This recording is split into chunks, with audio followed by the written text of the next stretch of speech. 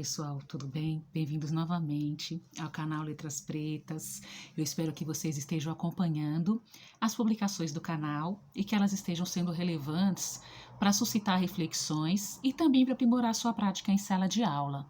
Hoje eu trouxe para apresentar para vocês este romance aqui, Maréia, escrito pela Miriam Alves. A Miriam é uma escritora negra. Ela começou a publicar nos Cadernos Negros, uma publicação que surgiu em 1978, um coletivo de escritores e escritoras negras focado na publicação de poesia e contos de escritores e escritoras negras que eram até então invisibilizados.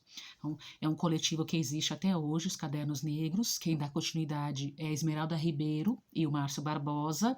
É uma coletânea que em um ano publica contos, em outro ano publica poemas. Algumas escritoras eu já apresentei para vocês, por exemplo, como a Conceição Evaristo, que começou a publicar em Cadernos Negros, a Cristiane Sobral, e vários outros escritores, como o Cult, também eu já apresentei o Cult aqui no canal. Vários desses escritores e escritoras negros começaram publicando inicialmente em Cadernos Negros para então publicar obras individuais. Este é o segundo romance da Miriam Alves. O primeiro é Bará, Filha do Vento. A Miriam é uma autora, assim, muito interessante porque ela publica poesias, contos. Ela também escreve teoria. Ela fala sobre literatura negra, literatura afro-brasileira. E, atualmente, ela tem focado em romances. Este romance aqui é muito interessante.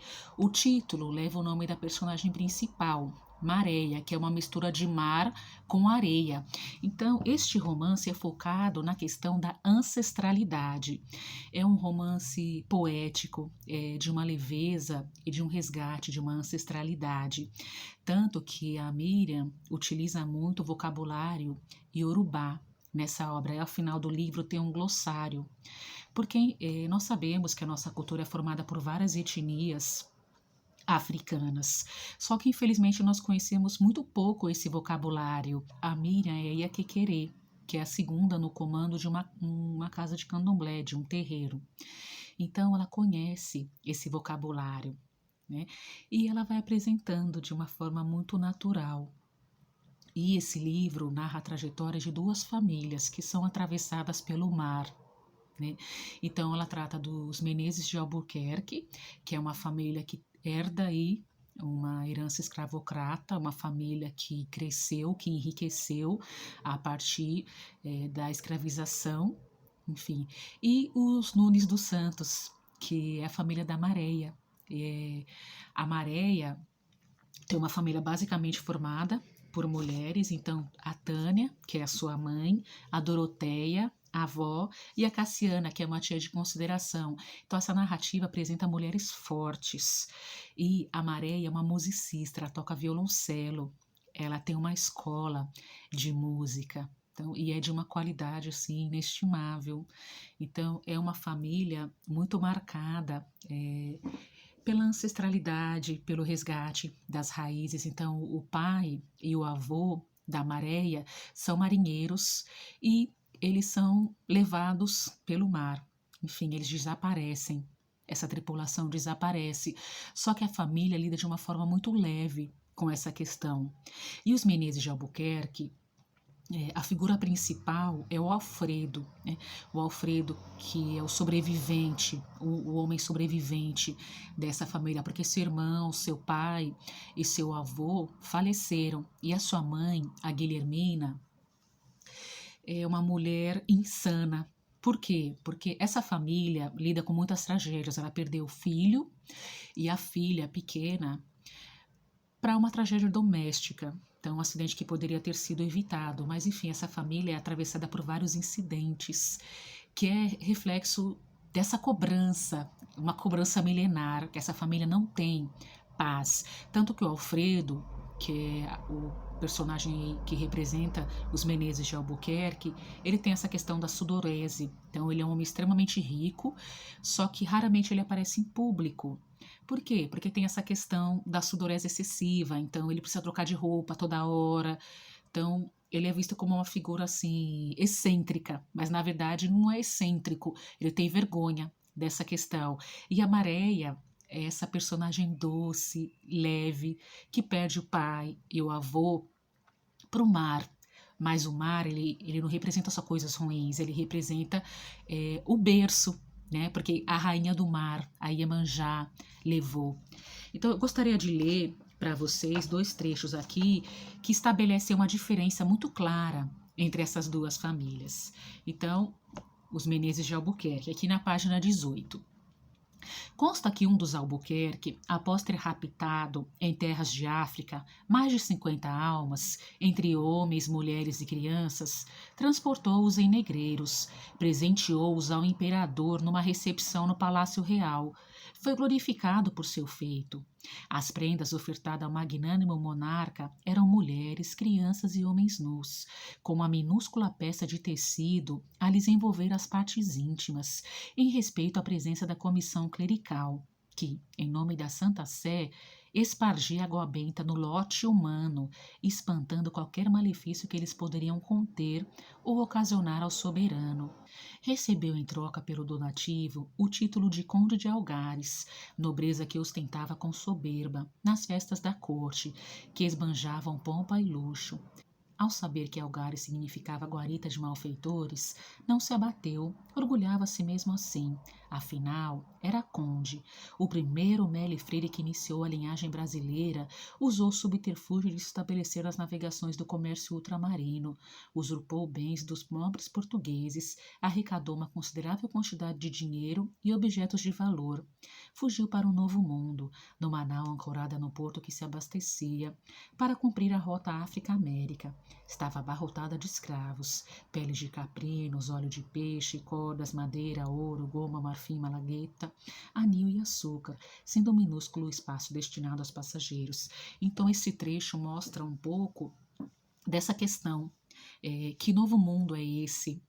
E mostra como essas pessoas, né, que foram escravizadas, elas eram vistas como peças, exibidas em mercados e vendidas, inclusive com apoio da igreja. E eu acho muito interessante trazer essa narrativa da Miriam para a visibilidade, para a sala de aula, porque mostra outro ponto de vista da história.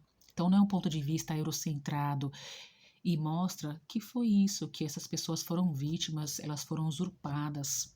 E muitas famílias brasileiras enriqueceram por meio da venda dessas pessoas, por meio da escravização delas, da separação de suas famílias. Então, nada mais justo com a família dos Menezes de Albuquerque, que é atravessada por várias questões catastróficas, que é como o seu destino cobrasse deles. E nós sabemos que até hoje a sociedade brasileira ainda tem uma herança escravocrata muito forte. E essa história da Miriam, ela vem trazer um pouco uma contranarrativa. E um outro trecho que eu gostaria de ler para vocês, o Marcílio, que também tem o nome Mar, né, que foi o avô da Maré, ele contava histórias. Então, uma delas é essa, sobre a questão da resistência dos escravizados. Então, nós vimos que foram colocados em navios negreiros e vendidos como peças. Então ele conta, na página 53, entre uma ida e uma vinda, camuflavam, entre a carga dos barcos, os evadidos das fazendas. Ao anoitecer, os conduziam pelos labirintos das ruas, vielas e becos, até a casa da tia Fé, o esconderijo perfeito. Alimentados, vestidos, calçados com roupas e sapatos, doados ou roubados, passavam por libertos. E tem mais, numa verdadeira confraria, estabelecia-se rede de informações e resistência. Juntava-se dinheiro dos que recebiam pelo trabalho. Uma parte era usada para alforriar um cativo, outra era destinada para pagar os falsificadores de cartas de alforrias, bem como documentos de compra e venda dos fugidos, para apresentá-los como propriedade dos libertos, evitando que fossem capturados quando circulassem pela cidade. Veja bem como os nossos antepassados foram astutos, souberam usar artimanhas para driblar os abusos dos auto-intitulados proprietários de pessoas, que nos escravizaram e ainda obtinham lucros a preços exorbitantes, taxando a liberdade, que, diga-se de passagem, é direito de todos. Então, é um parágrafo, assim, emblemático, que mostra essa luta de resistência, que essas pessoas foram escravizadas, mas que elas resistiram bravamente. Esse livro é pura poesia, ela estabelece um diálogo com obras de outros autores, né? Como o Corvo, do Edgar Allan Poe, que aparece em determinado momento.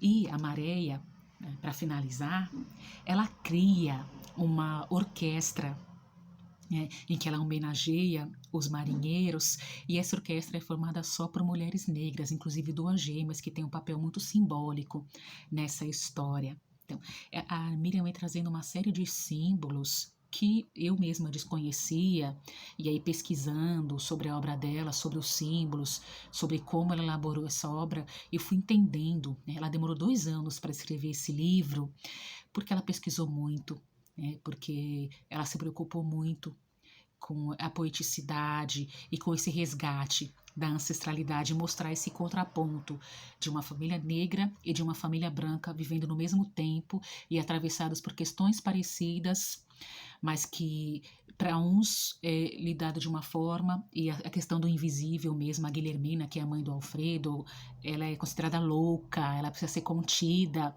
porque ela ouve vozes, enquanto para a Maréia, para as mulheres da sua família, é muito natural essa relação com a ancestralidade, com ouvir vozes, com o divanear, né? Então, assim, é um livro excelente, o Pós-Fácil, escrito pela Giovanna Xavier, que é uma intelectual que eu gosto muito também. É um livro relativamente curto, cheio de sabedoria, de ancestralidade, de resgate da dignidade das pessoas negras. Além de tudo, nós aprendemos também um pouco sobre a língua iorubá. É isso, pessoal. Espero que vocês tenham gostado dessa indicação. Por favor, não esqueça de se inscrever no canal, de deixar seus comentários e até a próxima.